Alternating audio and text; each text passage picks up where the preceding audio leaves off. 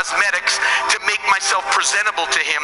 God loves you unconditionally as you are and not as you should be, because nobody is as they should be. That's good news for us today. That really is. My goodness, get off the cosmetics and just listen. The only person that matters that knows you is God.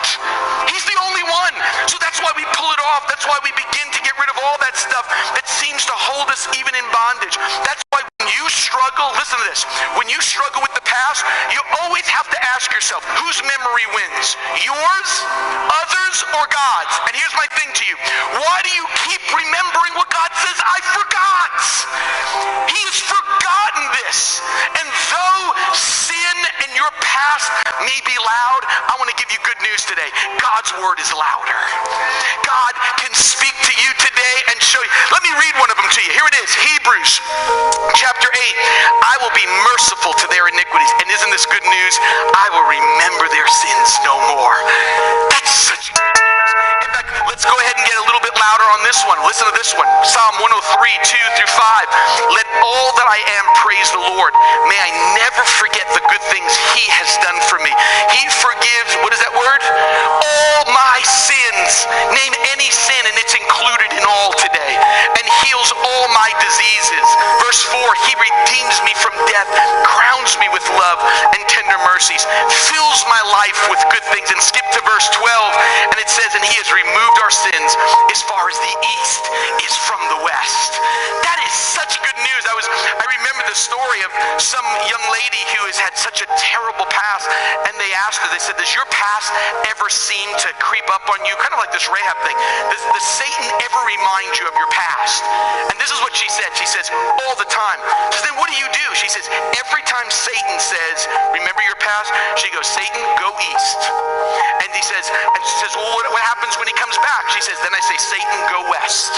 Because when it all comes down to it, if you're looking for sin in my past, it's not here.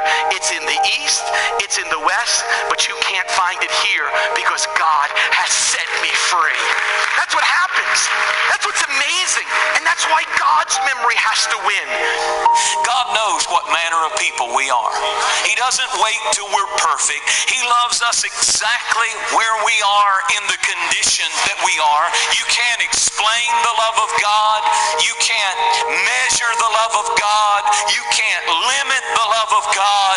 We can't even comprehend the love of God.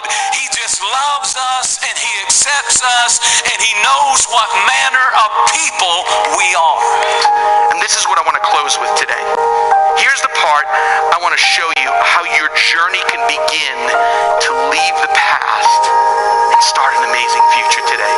I just want to give you one big thought and walk you through with a few sub-points here just for a second.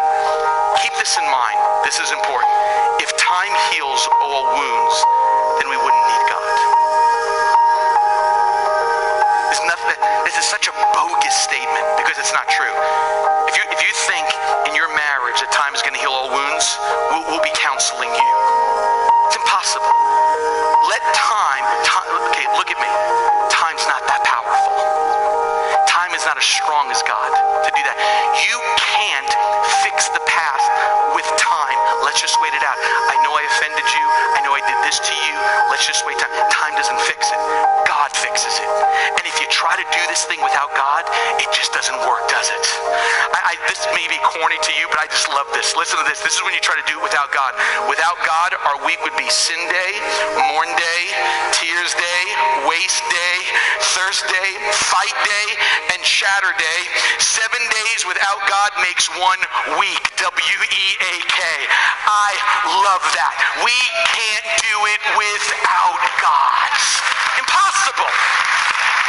So here's what we have to do. Let me give you a first step and then we're going to close. Here it is. I want you to get this down.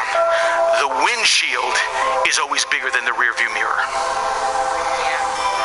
The windshield is always bigger than the rear view mirror. Which one do you drive by? Are you trying to live your Christian life like this? Hand around the seat looking at the past of what took place? Because a lot of people can't get past the past. The devil, the Bible said in Revelation, is the accuser of the brethren. He's the one who accuses. And notice who he accuses. He accuses the brother. The accuser of the brother, and let's just be fair, the sister-in too. Notice something about the devil. He doesn't accuse anybody. Brother and sister is a term in the Bible that is reserved for people and classifies people as people who are saved. The one that Satan accuses is never the ones who are doing all kinds of stuff. They don't feel nothing. They just out there. The people that he loves to put down is the brothers and the sisters, the people who have been saved and born again. And then he likes to come and tell you you're disqualified because somehow you failed the Lord. You know, you can't accuse someone successfully of something they haven't done. Listen to this verse. This is something you might have thought about. Go to Romans chapter 8. Listen to this. He says, nothing can separate us from the love of God. Nothing can separate us from the love of God. And then he starts listing stuff. Principalities, powers, rulers, things present, things to come. Stop right there. Nor things present, nor things to come. He says nothing in your present can separate you from God. Nothing in your future can separate you from God. But notice he never says that something in your past cannot separate you from God, because it can, if you let it. Not because God can't forgive it, but he knows, the writer knew. He said, I can't say your past can't separate, because if you get under condemnation and guilt, you don't feel like you're worthy to be in God's presence. And though sin in your past may be loud, I want to give you good news today. God's word is louder.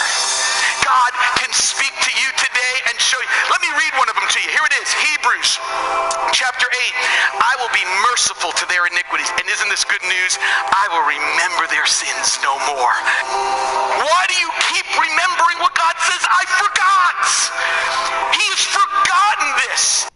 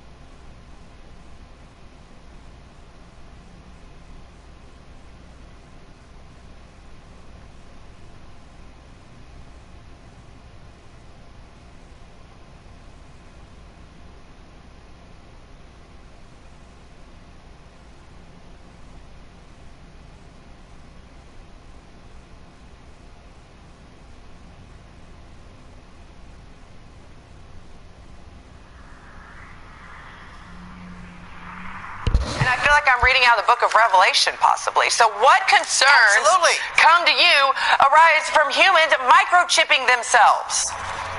This is the mark of the beast. Listen, no, let me tell you something. I mean, I'm no biblical scholar here, but it's amazing the parallels made. Well, you've heard of them being implanted in dogs so they don't get lost, but now microchips implanted in humans could change the way we tackle everyday tasks. They could also put our privacy at risk. In a Stockholm business complex, employees gain access not with key cards, but with the wave of a hand. This is something that you can use just like a key badge. At a recent tech conference, Hannes Sjöblad explained how a microchip implanted in his hand makes his life easier. It replaces all the keys and cards that used to clutter his pockets. I use this many times a day. For example, to unlock my smartphone, to open the door to my office. Sjöblad calls himself a biohacker. We biohackers, we think that the human body is a good start, but there is certainly room for improvement. The first step in that improvement is getting a microchip about the size of a grain of rice slipped under the skin. Suddenly, the touch of a hand is enough to tell the office printer this is an authorized user. The microchips are radio frequency identification tags, the same technology widely used in things like key cards. The chips have been implanted in animals for years to help identify lost pets. Now the technology is moving to humans, but each touch leaves a digital footprint, and that can compromise privacy. Even a dedicated biohacker has concerns. It's very easy to hack a chip implant, so my advice is don't put your life secrets on a chip implant. So many economists believe the future will be cash-free. You're already seeing it from everywhere you go, whether it's your baseball game or to your local deli. Now, Sweden is getting there even faster than anyone else. And 4,000 Swedes, now get this, have microchips implanted in their hands. We're going cashless. We've been cashless. Where's this cash? Ever buy a house with cash or a car? We've got this. I don't even have, I got a couple of bucks. We've been cashless. But that's not the issue. One of these days, these kids, I think you call them millennials or something, they're going to take these little tiny RFID, radio frequency identification chips, about the size of a grain of rice. And they're going to be cool, Scotty. Oh, they're going to be waiting in line overnight to get implanted. An office in Sweden is taking wearable technology to the next level by implanting microchips into their staff. Yes, that's right. The newly opened Epicenter office complex in Stockholm is offering workers the chance to be chipped under the skin of their hands. The radio frequency identification chip, which is about the size of a grain of rice, allows users to open doors, swap contact details, and use the photocopier. People who work here can be chipped to gain entry to the building and various services. I've just been chipped myself. It's not a painless process, but it doesn't last too long, not too difficult. Minor surgical procedure, which basically involves a little chip the size of, I suppose, of a grain of rice being inserted under your skin, and you can then go off and have it programmed and then do various things inside the building. And they're going to say, look at this. I can go to the drugstore. I can go to a cab. Isn't it great? How cool am I? Look, I've got this little embedded chip. And they'll say, they have medical records. And you're going to do that to grandma and grandpa in case, God forbid, they have some kind of dementia they're walking off. I mean, after all, we have it in our dogs, right? It's like OnStar for human beings. But here's the catch.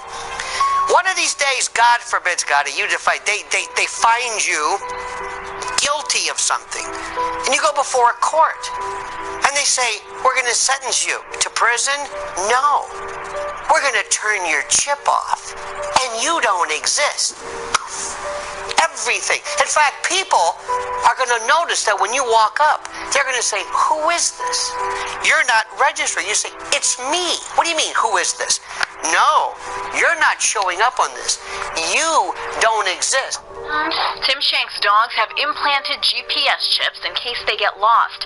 Now he has a chip of his own. This is an NFC chip, so it's similar to what phones have nowadays. The Minnesota software engineer had his finger cut open to put this tiny chip inside. There is the chip, which emits low frequencies. He programmed the chip to open his smart lock at home. So that unlocks my door. And manipulate his smartphone. and it turned off my ringer. Chrissy Heichman from Dallas has one too. And it's just a little glass bead like the size of a grain of rice. She uses hers instead of a key card at work. The online company Dangerous Things sells the device and an injection kit for $57. Dangerous Things warns customers on its site. This device has not been tested or certified by any regulatory agency for implantation or use in the human body. Use of this device is strictly at your own risk.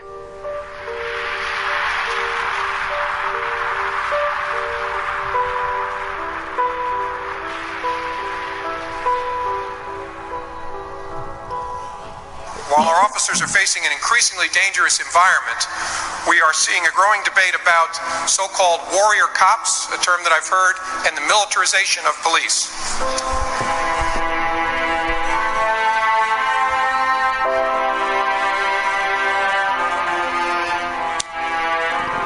Now, folks, let's be honest. I grew up in a law enforcement family. Maybe there was a day when if a man was asked for an ass whooping, it's a cop's job to give it to him, yes? Well, that day is gone. If it ever existed, it's gone today. There is no action you can engage in that will not be on CNN and YouTube tomorrow morning. You don't have to like it. You got to accept it. It's called reality. There's cameras and umpires everywhere.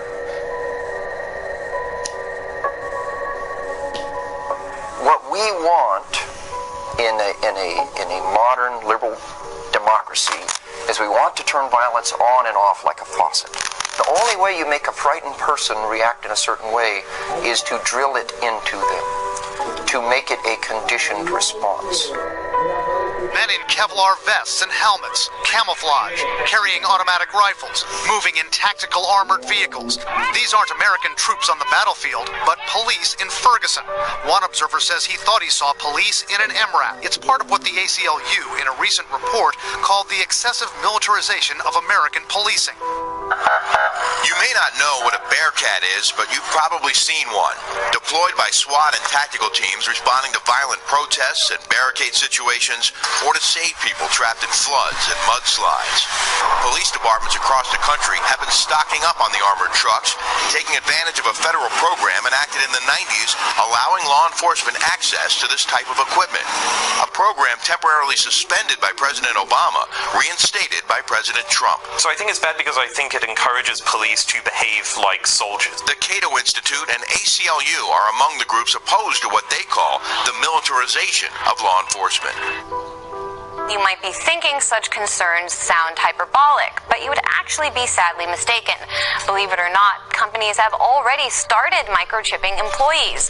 For example, a cafeteria kiosk producer in River Falls, Wisconsin, chipped employees last year. There are governments that run central banks. They were one of the first ones to call us to say that we've got to control our employees and we need to have certain access levels and we can't have that compromise. And they saw that as a solution. They need that. They need those controls. George, how difficult is it really to remember banking information? I mean, do you think average people really want these chips? Well, I'm sure not. I mean, beasts are branded and slaves are enchained. This is, I suppose, the next stage. The wage slave will be microchipped. And the employer, imagine Amazon, just for an example, other brands are available, employing 500,000 people, every one of them, one day perhaps microchipped. It is grotesque, it is obscene, it is, on the face of it, ridiculous, except, as you've just pointed out, it's already happening. And even here in Britain, it's happening. It's happening in the United States. It's happening in the tech industries already. And of course, it's all very well saying it's voluntary, but when you're a wage slave, voluntary doesn't mean much. If it's get this job and sign up for the chip, or don't get the job, well, people will take the chip. If you think I'm kidding, this is Elba. This is like some type of a prison, and people are going to be, one of these days, enslaved by this chip. Transaction.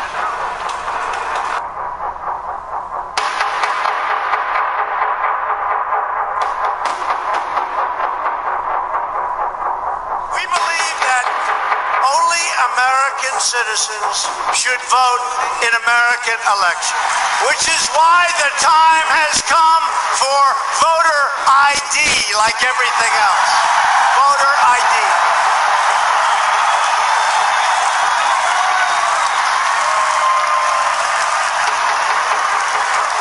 You know, if you go out and you want to buy groceries, you need a picture on a card. You need ID. You go out and you want to buy anything, you need ID and you need your picture.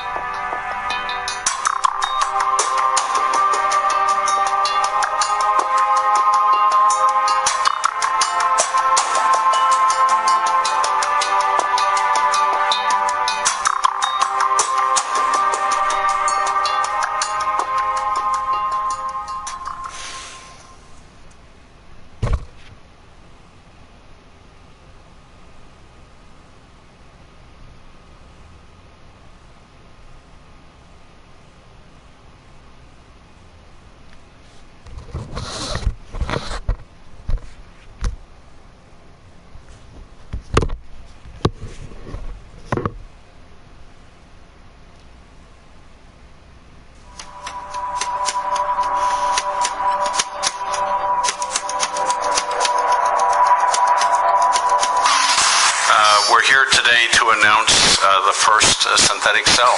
As soon as we had these two sequences, we thought if this is supposed to be the smallest genome of a self-replicating species, could there be even a smaller genome? Could we understand the basis of cellular life at the genetic level? On May 21st, 2010, this historic announcement was made by Craig Venter on the first fully functioning, reproducing cell controlled by synthetic DNA.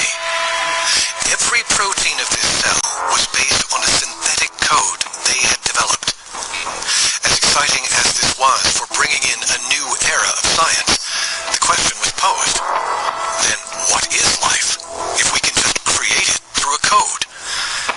There are some experts that have suggested that an ancient blueprint was left behind. In 1929, an American archaeologist named Matthew William Sterling began suspecting that artifacts emerging out of Mexico belonged to a time much earlier than the suspected Olmecs. He concluded that these artifacts were actually Mayan. In 1941, Sterling unearthed a large carved stone monument in the Mesoamerican site Izapa of Chiapas, Mexico. He named this Stela 5. And Stela 5 is a description, it's a sketch of exactly the type of world tree that keeps showing up in different forms all over the world in every indigenous culture you look for. One of the things that's a very common element we see in the Mayan version, which is birds that are nesting in the tree. Then there's also the belief that the upper part of the tree sort of represents the tangible, manifest world, and then the area of the tree that goes below the surface of the earth represents the underworld. The Mayan tree of life depicts the oneness of humanity, that we all come from the same root and that we've branched out to become many. The Mayan tree of life may not look like a coded depiction for the human genome. However, researchers started mapping its imagery. They counted 12 human figures, a dozen animals, over 25 botanical or inanimate objects, and 9 stylized deity masks carved into the stone. Given the multiple overlapping scenes, it appears to be a narrative. But what is the narrative? And could Sterling's suggestion that these images belonged to a much older culture be just the beginning of its origin? Well, let's go back to the Garden of Eden. In the Garden of Eden, there are actually 2 trees of significance. One of them is the tree of knowledge of good and evil, which Adam and Eve eat from, thus entering into a state where they may begin to make responsible choices for which they will have to bear the costs. And the other is the tree of life. When the demiurge drives Adam and Eve out of the Garden of Eden, he states his motive, and the motive is kind of eerie. He says this has to be done. They have to be driven out of the Garden of Eden. They've eaten of the tree of knowledge of good and evil. The next thing they will do is eat of the tree of life. And then they will become gods like us. That statement is actually in Genesis. What on earth is going on there? What does that mean? Is there some deeply buried secret of transcendence that demiurgic and archonic forces have concealed from us from so long? Is there a tree of life? Is there something beyond what we think of as the span of human life? Some eternity that is offered to us. One meaning that people give to it is that it was the tree that leads to physical immortality. If you look at the old Mesopotamian writings, one of the big conflicts between humans and the gods was the gods did not want humanity to have immortality. Most people interpret that to be physical immortality, that we live and die too soon, goes too quickly. And meanwhile, the gods were said to have lived 20,000 years or 50,000 years or longer, so why not humans? And the idea was that humans were perhaps programmed that way to die more quickly, so they couldn't be like the gods. And so the tree of life, by that interpretation, would be that this is the formula, or this is the knowledge for how you attain that much longer time span physically. One of the greatest mysteries of the Sumerian civilization and the artifacts that have been found from that civilization is the ancient Sumerian kings list. They identified the time of the Great Flood that is almost universal in every indigenous tradition I've ever studied. And the length of time of the rulers from that time until more present times is right on. It is very accurate. And where this gets really interesting, the names of the rulers, the time that they ruled on earth, the lengths of their reigns are all within reason. Prior to that time, we're looking at kings who are said to have ruled for periods of time of thousands and thousands of years. So for example, the very first king listed is said to have ruled for 28,000 years. Could these Sumerian gods or rulers have been able to live for 28,000 years at some point? Or is this just another meaning for something else carved into the stone? Another interpretation of the tree of life is that it meant the awareness of spiritual immortality, that humans kind of go through this lifetime, they go through this between lives, and there's a memory loss, and then they get reincarnated, and they've forgotten all the past, and so now they feel like, oh, life is just 70, 80, 90 years, not realizing, no, it's this whole continuum that goes back thousands, hundreds of thousands, maybe millions of years. Alors dans les textes sumériens, the Sumerian Eden text, just like in the Bible, we find two trees. The tree of life and the tree of good and evil. The tree of life refers to eternal life. As far as the truly inaccessible tree of life is concerned, it relates to ways for people to achieve transcendence. This way, people can truly liberate themselves. The Mayan Tree of Life stone and the Garden of Eden Tree of Life aren't the only references that represent this same concept. In fact, throughout many cultures, it is found depicted in almost the same way. The Mayan Tree of Life is a very good example of the concept of the cosmic tree, the tree from which life and creation emerges from. It was seen to exist essentially in the center of the world. Out from it went the four different directions, each of which had four different colors associated with them, and in each of those directions there were different clans and tribes.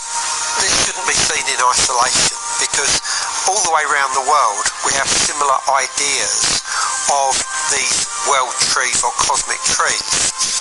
The tree of life is a symbol that's found in many cultures and civilizations down through history all over the world. The ancient Norse civilization in Europe had the sacred tree Yggdrasil, and they believe it connected the world of the gods with the world of humans and then down to the underworld.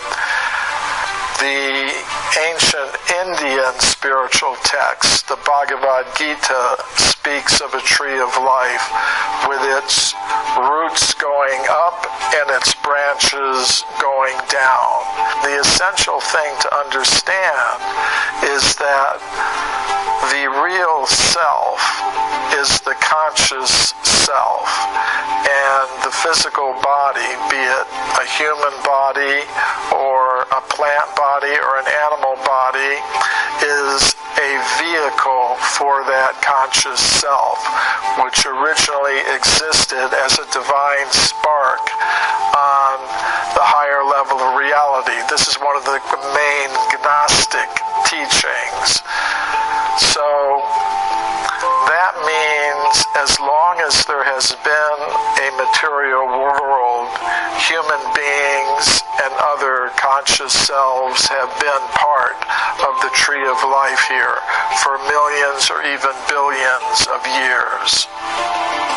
If there is a universal tree of life depiction in almost all these different cultures, then how do we decipher the code in its branches?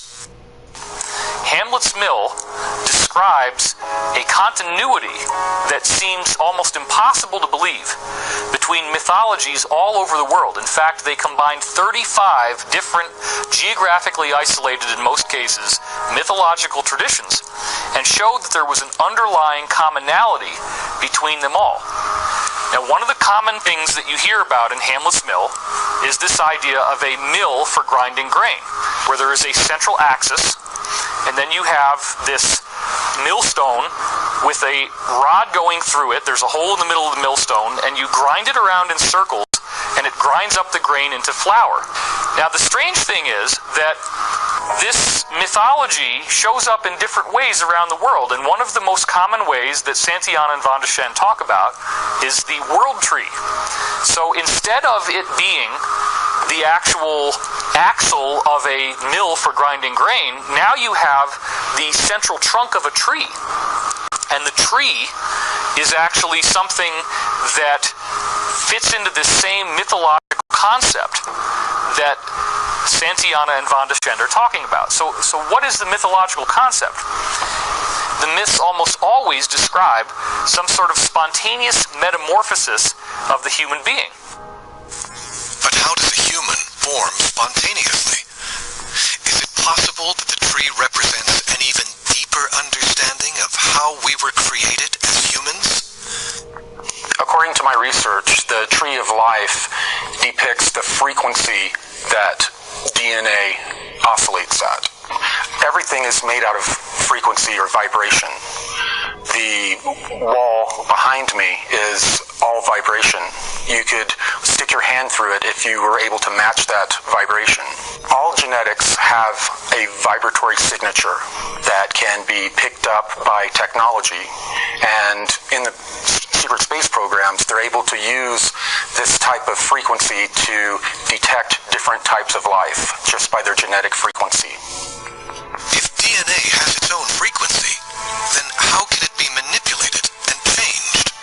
We are gods, we forget this connection, and the more you understand that, the more you actually become aware of your position in life. I think that's where the interaction is between the tree of knowledge and the tree of life. One leads to the other. Now, if you follow that through in terms of genetics, the more you come to understand who you are as a temple and as a god, you begin to alter the chemical structure of your own DNA. It actually starts to alter who you are, and this is something that we now know in modern physics. So in a way, you can see it as a tree of life, because it means that you actually are altering your very own DNA, your own thoughts and your own belief patterns to alter your DNA. It only takes a small change in the local electromagnetic environment to alter the information received by DNA. gods afraid that we could be able to manipulate our own DNA? And if so, could the tree symbology be a blueprint for this inevitable knowledge? The world tree symbology also has a very interesting parallel in actual physics. Only recently have we really started to understand the value and the significance of the torus, the spherical torus.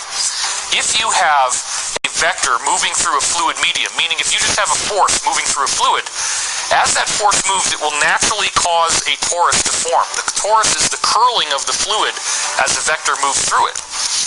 We see in physical systems like the atom that the atom is a series of toroidal shells of electrons that are all concentric with a nucleus. In much the same way, the world tree appears to have layers of onion-like shells.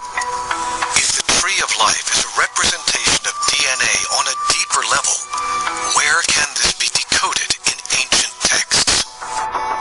The closest thing I believe on the planet right now that you might be able to come across is the original Hebrew language, which, when you begin to examine it, has 22 letters, matching all of these other ancient occult secrets, and those 22 letters each equate to a number value. And because of that, you can construct words that have a numerical value or a mathematical relationship with their surroundings. I think that's the last surviving kind of piece that shows us what that language was like. And no, it's not perfect by any means, but the fact that you can literally construct mathematical equations out of words and the words make sense, and that these mathematical equations interact harmonically with our surroundings is the great occult secret. That's the occult secret that every occult group has been searching for forever, and the reason why the Tree of Life, for example, where you have 22 paths and each equate to one of the Hebrew letters, is the basis of most of their occult teachings. What we know about DNA today, that they're still discovering new things every single day, but we know that the female and the male human body share 22 chromosomes. The 23rd are the sex chromosomes that make us different. The 22 is what's interesting because DNA is created in a spiral, and spirals naturally transmit fractal energy. What's even more interesting is that when you begin to examine a lot of the ancient culture,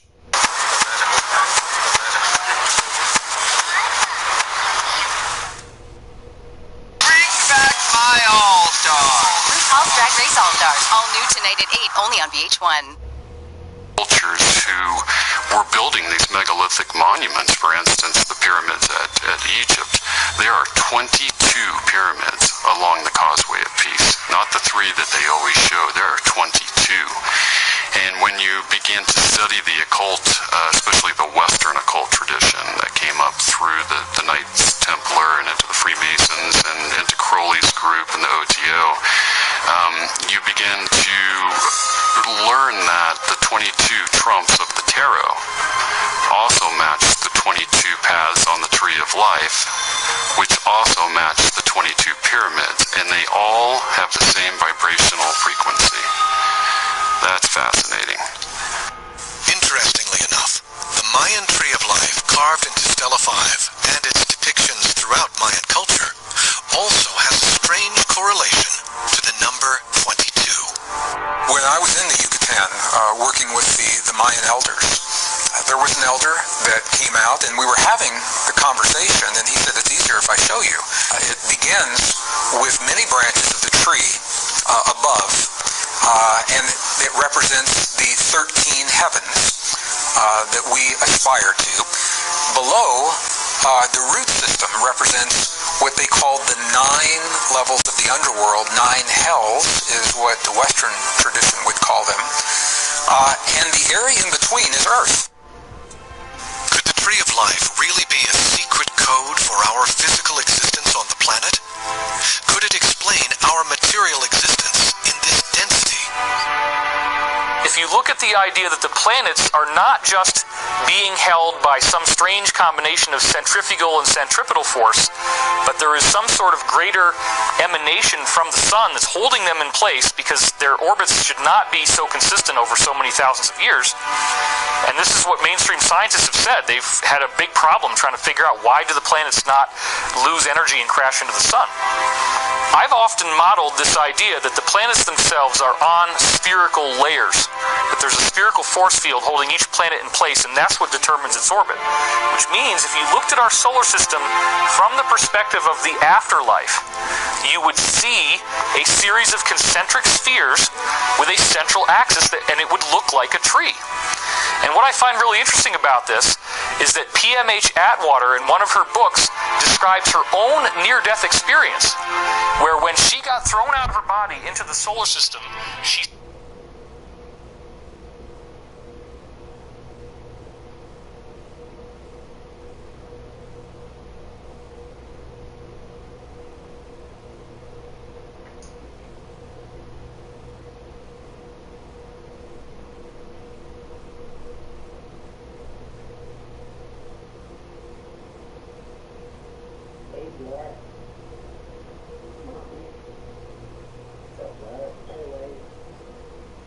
saw a phenomenon of what looked like a series of umbrellas of energy, and the central stalk of the umbrella was where the sun is.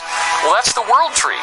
The ancient beings seem to have left behind mythologies like the world tree on purpose, because they get us a lot closer to understanding how physics really works, the ubiquity of the spherical torus in any type of energetic system you're looking at, biological, cellular life, molecules, the energy fields of planets, the energy fields of the solar system, even the energy fields of galaxies appear to have these spherical toroidal shapes in them. So it's a trail of breadcrumbs leading us down a very interesting line of investigation. And when you start to understand this, you can no longer look at these inscriptions and see them as primitive. You say, there's something going on here that's very powerful. If the ancient gods were afraid that humans would eat from the tree of life, and they were successful, could someone or something have picked up on this trail of breadcrumbs and have created their own version of our DNA? Reporter Linda Moulton Howe discovered some shocking links to specifically the Mayan tree of life and a DNA manipulation. It was back in the early 1980s. I was in New York. It was another one of those phone calls can I talk to you about. And this person, a man, said that he had worked for the Central Intelligence Agency, retired. And he traveled with another CIA colleague. And their destination was New Delhi in India. And they were given detailed instructions upon landing at the airport, maps, and he said it was really necessary that they went into this detail. He said, in that work, going to India, knowing that we are dealing with actual preserved material.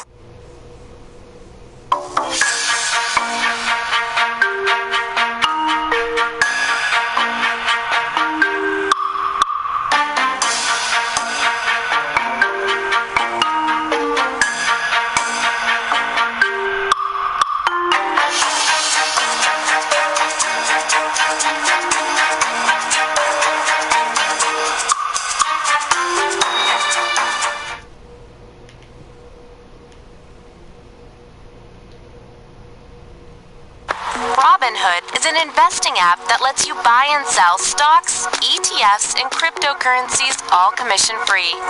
Getting started is easy, and you can invest in the companies you love in a few taps and a swipe. It's time to take control of your financial future.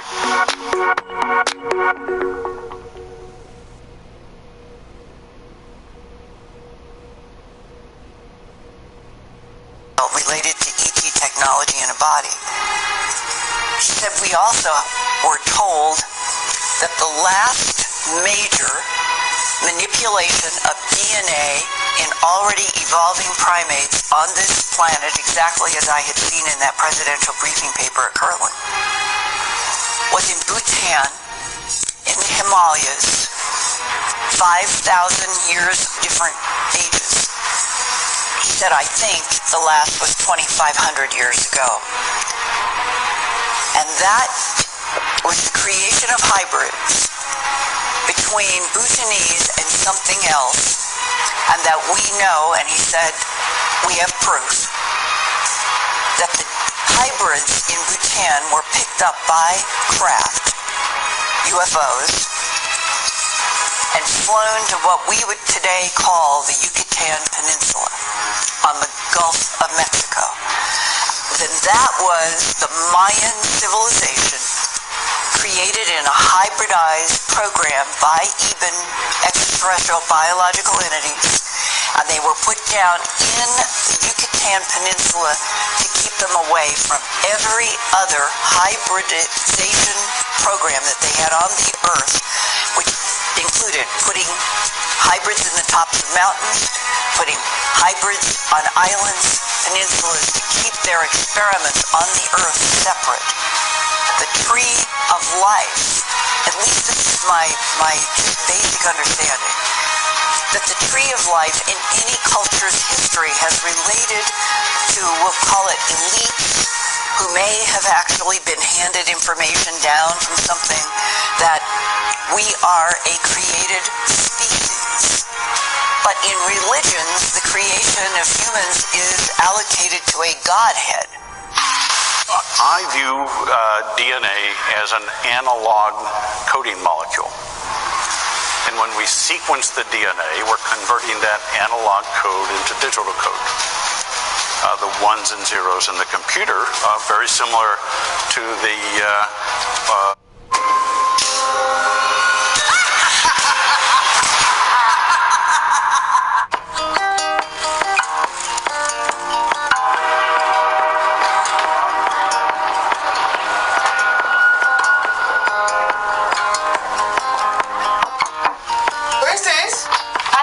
I found that I think belongs to Greta Hadag. Oh, bless your heart. Where did you find it? On the subway. Oh, would you like a cup of coffee? You've been so kind. I don't get many visitors here. I've been so lonely since my daughter left. Well, I could help you. My mom actually used to say I'm like chewing gum. I tend to stick around. Where are the candles? In the cabinet.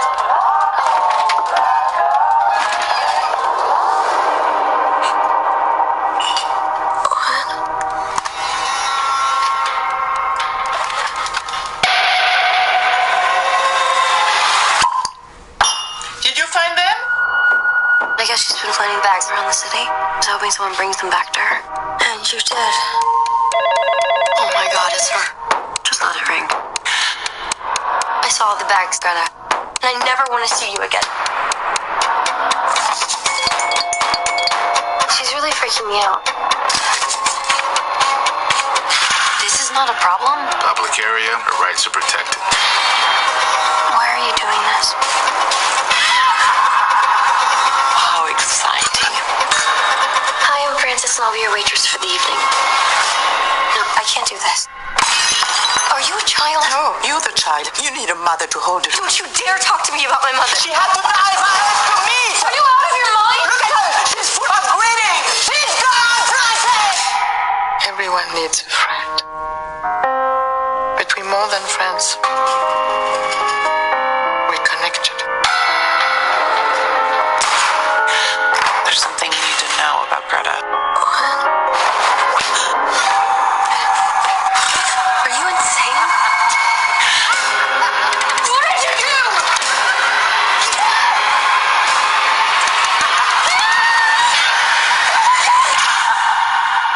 Just try to get rid of Greta.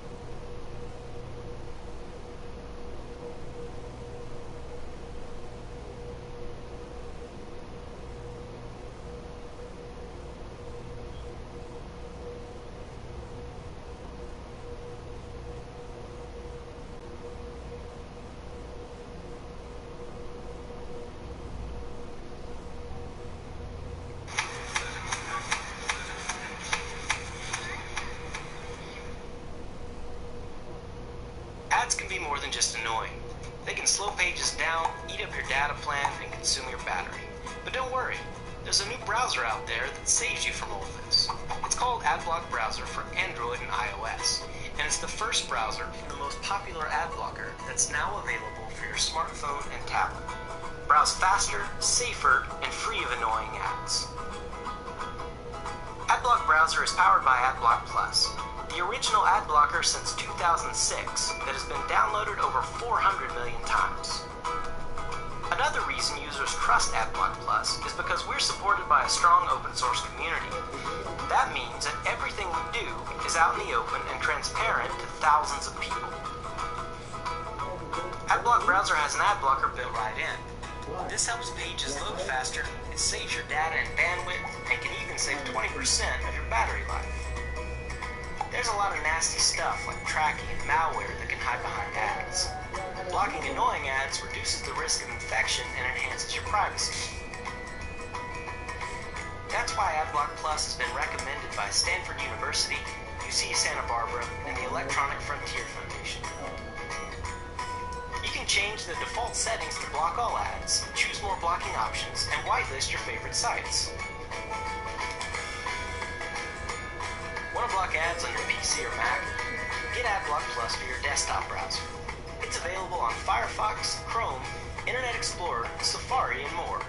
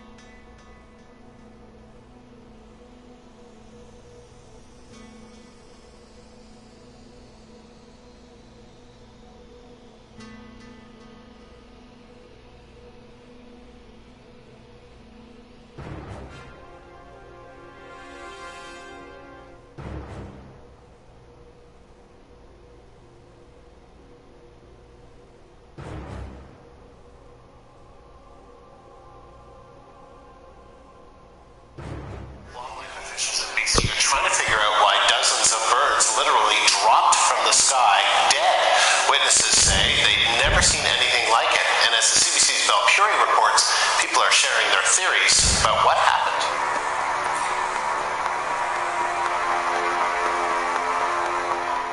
It's hard to believe what happened, except for hints on the ground. It was last Friday at dusk. Some of the casualties can still be found at a pullout along the busy causeway from the Tawasin Ferry Terminal. The Canadian Wildlife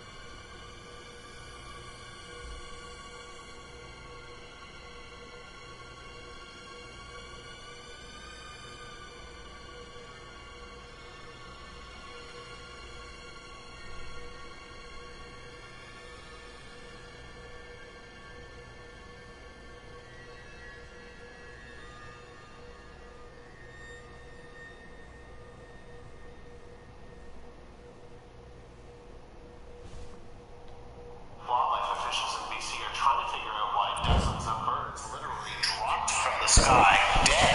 Witnesses say they've never seen anything like it, and as the CBC's Valpuri reports, people are sharing their theories about what happened.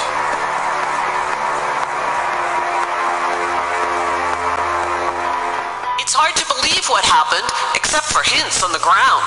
It was last Friday at dusk.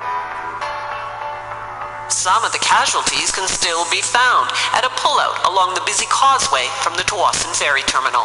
The Canadian Wildlife Service confirms something did happen here. Biologists refer to it as a mortality event.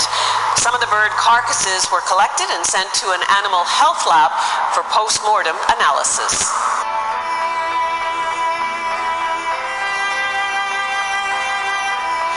Was shut down yesterday as officials were trying to keep people away from the water.